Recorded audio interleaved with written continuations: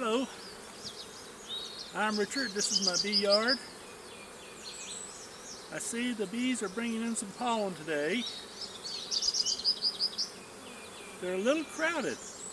But I was wondering, it's like, 70 degrees out here.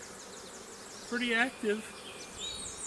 I'm just wondering, do I need to take my reducer, my entrance reducer, out completely? It looks a little congested there.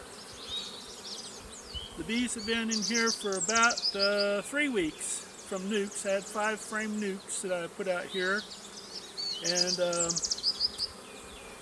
they seem to be doing very well. So what do you think? 70 degrees, they're bringing in pollen, a little crowded. Should I take those entrance reducers out? Just want to know. Let me know. They sure are looking good to me.